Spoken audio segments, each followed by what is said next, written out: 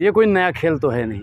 ये गृह मंत्री जी के मुंह पे एक चाटा है और माननीय मुख्यमंत्री जी के भी मुंह पे एक चाटा। जब तक सब एकजुट होकर बोलेंगे नहीं ना, तब तो भैया किसी की भी बारी आ सकती है। हमें भी मार सकते हैं, आपको भी मार सकते हैं। भैया मठ ना सुधरा वो राज्य सुधार पाएगा? आपको लगता है पत्रकार महोदय? अगर वही कानून होता ठोक दो तो भैया आज कहाँ होते हैं?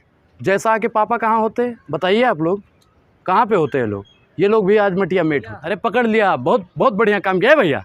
उन तीनों लड़कों को भारत रत्न दे दो और इन जितने भी पुलिस वाले वहाँ पे थे उनको भी पुरस्कार दे। और कोई भी सिस्टम पे बैठेगा अगर ऐसा भ्रष्ट काम करेगा तो अनुराग सवाल पूछने का काम करता था, करता है, करता रहेगा। क्या कहना है? ये देखो कोई नया नहीं है, ये उत्तर प्रदेश के सरकार में और पुलिस की कस्टडी में कई बार हो। ये कोई नया खेल तो है नहीं। ये गृह मंत्री जी के मुंह पे एक चाटा है और माननीय मुख्यमंत्री जी के भी मुंह पे एक चाटा है। प्रशासन द्वारा मारा गया है। ये धुआं एक घर से उठा है और ये पूरे देश में ना छा जाए तो कहना। जब तक सब एकजुट होकर बोलेंगे नहीं ना, तब तो भैया किसी की भी बारी आ सकती है। अतीक और अशरफ कोई वो नहीं है, हमें भी मार सकते हैं, आपको भी मार सकते हैं। क्योंकि जब सिस्टम पे ही भ्रष्ट लोग बैठ जाएंगे, गुंडे मावलिया बैठ जाएंगे, तो भैया तो मारने का ही काम करेंगे और तो उनको कोई काम है नहीं। कल तक जो बिलबिलाया करते थे संसद में, आज वही बैठ गए हैं तो वो तो करेंगे ही ना। जिससे भैया मठ ना सुधरा वो राज्य सुधार पाएगा? आपको लगता है पत्रकार महोदय? हैं? तो योगी जी को इस्तीफ़ा दे देना चाहिए और 356 के तहत वहाँ पे राष्ट्रपति शासन लग जाना चाहिए। क्योंकि अब वहाँ पे मतलब योगी जी के बस की बात है नहीं। योगी जी जब तक ठीक थे, जब तक वो कुछ करने के लायक थे। योगी जी को हमने एक बार मौका दिया, हमने सोचा कुछ करेंगे, दोबारा मौका दे दिया कि कुछ करेंगे, लेकिन वो कुछ करने के लायक नहीं है। योगी जी बेहिसाब हसरतें न पालिए और अब इस्तीफ़ा दे दीजिए, बस इतना ही का। योगी जी तो माफियाओं को मिट्टी में मिला रहे हैं। फिर योगी जी माफिया नहीं, आप बता दीजिए उन पे कितने आरोप लगे हैं?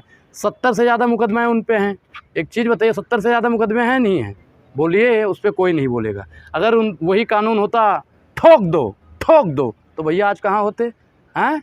जैसा के पापा कहाँ होते? बताइए आप लोग कहाँ पे होते हैं लोग? ये लोग भी आज मटिया मेट होते। लेकिन तब कानून का राज था और इस सरकार ने कानून की धज्जियाँ उड़ा दी है, बाबा साहब की धज्जियाँ उड़ा दी है, संविधान की धज्जियाँ उड़ा दी, लोकतंत्र की तो ऐसी तैसी कर ही दिया है इन्होंने। 2017 से अभी तक एक भी दंगा नहीं हुआ यूपी में। हाँ, दंगा करने वाले लोग जब सिस्टम पे बैठ गए हैं तो दंगा कैसे होगा भैया? आप बताएं। एक चीज़ बताइए कि आपके हाथ में हथियार था, हैं, और फिर आपके हाथ में माइक आ गया, तो दोनों में फ़र्क है ना। पहले दंगा करते थे, अब सिस्टम पे बैठ गए हैं तो सिस्टम पे बैठ के दंगा करवा रहे हैं। 22 साल के लड़के को चारा बना रहे हैं, 18 साल के लड़के को चारा बना रहे हैं। अरे भैया उसके माँ से पूछो ना, उसके माँ का इंटरव्यू लो ना आप लोग, कितना अंदर मतलब उसके दुख है। जो लोग आज खुशी हो रहे हैं ना, बहुत बढ़िया किया। और कुछ लोगों का तो मैंने स्टेटस ऐसा देखा है जो लगा रहे हैं बच्चों से गलती हो जाती है। अरे भैया उनके माई बाप से पूछो ना क्या गलती उसने करके बैठ गया है। अब उसको बताइए उसको कौन सी सज़ा मिलनी चाहिए। हम तो आज नहीं कहते कि उसका इनकाउंटर करो, बिल्कुल नहीं। उसे भी कानून के दायरे में ही सज़ा मिलनी चाहिए। उसको कानून 10 साल की, 20 साल की, 50 साल की उम्र कैद या फांसी दे, उसे सज़ा कानून देगा। हम नहीं कहते इनकाउंटर करो वहाँ पे। लेकिन प्रशासन क्या कर रहा था? हाँ तो भैया हम उस वाले पुलिस अफसर को मान रहे हैं जो मुँह से ठाएँ कर रहा था, भला डरा तो रहा था।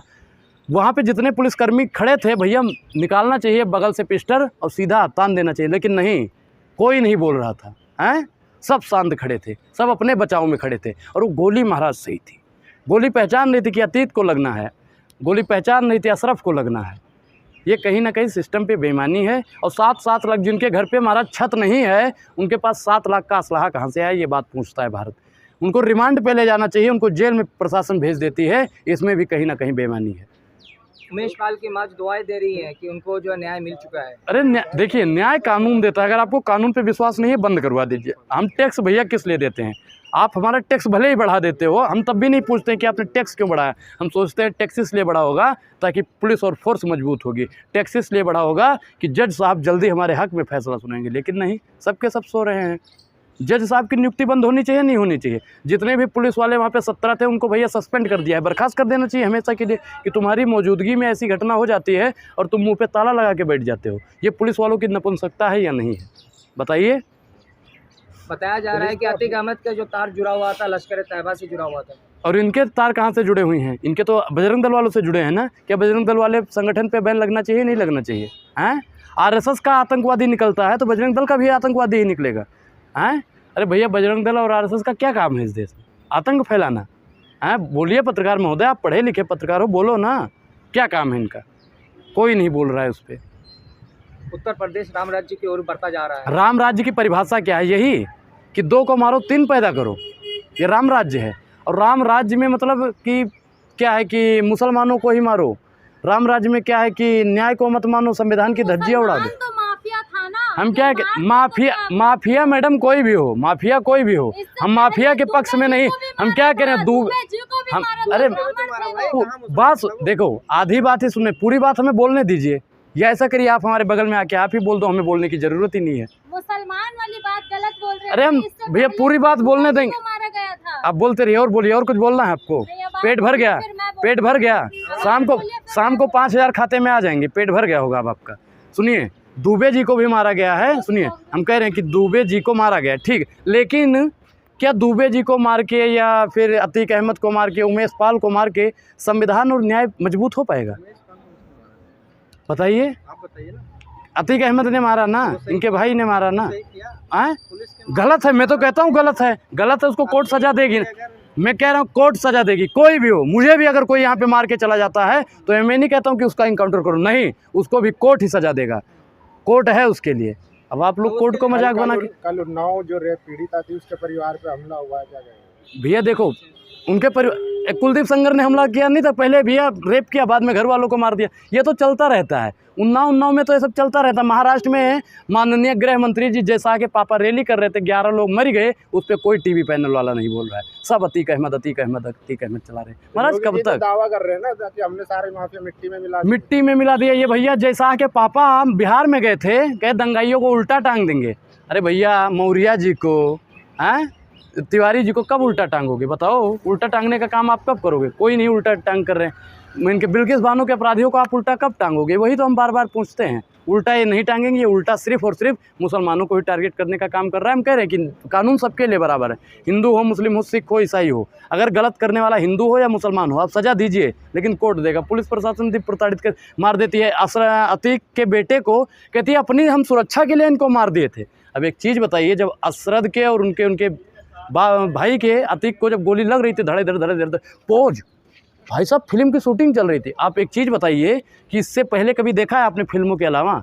मुझे तो लगता है उत्तर प्रदेश के माननीय मुख्यमंत्री जी आजकल हिंदी मूवी ज़्यादा देख रहे हैं, तभी वही पोज दे रहे हैं। अच्छा एक चीज़ बताइए, कैमरा है ना, हम जिस तरफ मुंह घुमाते हैं ठीक उसी प्रकार कैमरा घूम जाता है, ठीक उसी प्रकार वहाँ पे मीडिया। एक तो पुलिस वाला एक मोटा गंजा सा है, उसमें आपने देखा होगा, अगर ध्यान से देखोगे ना, वो बार बार ऐसे देख रहा है कि पीछे से आ रहा ही नहीं आ रहा। जब तक वो आता है नहीं, यूँ हो जाता है कि महाराज कभी हमें गोली ना लग जाए। बताओ ये बेईमानी है नहीं है? आप अपनी सुरक्षा के लिए उसके बेटे को मार देते हो, क्या उस समय उसकी सुरक्षा के लिए आप उनको नहीं मार सकते थे? बताइए, क्या आप रिवॉल्वर नहीं निकाल सकते थे? बताइए पत्रकार महोदय। ये तो वही बात हुई ना, जिस तरीके से तो प्रशासन ने उसे पकड़ तो लिया। अरे पकड़ लिया, बहुत बहुत बढ़िया काम किया है भैया। उन तीनों लड़कों को भारत रत्न दे दो, और इन जितने भी पुलिस वाले वहाँ पे थे उनको भी पुरस्कार दे दो। आप कह रहे हो कि जो नहीं पकड़ के, वही तो कह रहे हैं। हम ये नहीं कह रहे हैं, हम ये नहीं कह रहे हैं कि मार दो। आप उनके बेटे को कह रहे हो कि भैया हम 50 जनों के बीच में खड़े हैं, आज हम बहुत बड़े बब्बर शेर हो गए कि आप लोगों पे हमला कर देंगे। उनके लौंडे को मार दिया गया ढेर। डैनी का बेटा शेर और अतीक का बेटा ढेर, यही प्रशासन कर रही है, चुन चुन के मार रही है। दंगाइयों को भैया कोर्ट पे इनको विश्वास नहीं है, तो वहाँ पे राष्ट्रपति शासन लग जाना चाहिए। और माननीय द्रौपदी मुर्मू जी से भी कहना चाहते हैं कि अब योगी जी का सिस्टम खत्म हो गया, अब योगी जी को इस्तीफा दे देना चाहिए, ताकि आने वाले समय में किसी और का घर न जले। अजय मिश्रा टैनी के बेटा तो माफिया नहीं है, एक मंत्री के बेटा है। मंत्री का बेटा है साहब, यह बेईमानी है आपकी। गाड़ी किसानों के ऊपर चलती है, वो बेईमानी नहीं है। किसान इस देश के नहीं है क्या? ये सरकार ना किसान की सुनती है, ना जवान की सुनती है तो सिर्फ और सिर्फ बजरंग दल और आरएसएस वालों की सुनती है साहब। नहीं तो अभी तो आरोपी है ना, जांच पूरी थोड़ी हुई है। जांच कौन करेगा भैया? हम कह रहे हैं जांच एजेंसियां दीजिए ना मुझे 1 घंटे के लिए। भारतीय जनता पार्टी के सभी नेता जेल में होंगे पत्रकार महोदय, सभी नेता 1 घंटे के लिए मांग रहा हूँ। मैं नहीं कह रहा 1 साल के लिए दे दो, और ना मैं कह रहा हूँ किसी राजनेता को दे दो, मैं कह रहा हूँ सिर्फ हमें दो, अनुराग को दो। 1 घंटे के अंदर सारे जेल में माफिया होंगे, और सबसे ज़्यादा माफिया बैठे हैं तो भारतीय जनता पार्टी में बैठे हैं। भारतीय जनता पार्टी का खिलाफ करने के लिए आपको कितना पैसा मिला है? भारतीय जनता पार्टी को दलाली करने के लिए जितना पैसा आपको मिला है। बार बार पत्रकारों से यही बात बोलते हैं, हमें आपके अकाउंट में पैसे आ जाएंगे। आप आज बता दो खुल करके कि कितने पैसे आपके सामने। भैया मैं क्या कह रहा हूँ कि मैं जनता के सवाल उठाता हूँ, मैं अपने सवाल उठाता हूँ। मुझे ये अधिकार संविधान ने दिया है, और संविधान ने आपको भी उतना ही अधिकार दिया है, लेकिन आप लोग संविधान का दुरुपयोग कर रहे हो। सुनिए, एक तरफा कौन सा वोट दिया मोदी जी को और सवाल पूछेंगे कांग्रेस से, वोट दिया मोदी जी को सवाल पूछेंगे ममता बनर्जी से। भैया हमने वोट दिया है तो अभी तो सरकार से सवाल पूछेंगे, अगर आपको दिक्कत लग रही है तो मोदी जी से बोल दो इस्तीफा दे दे।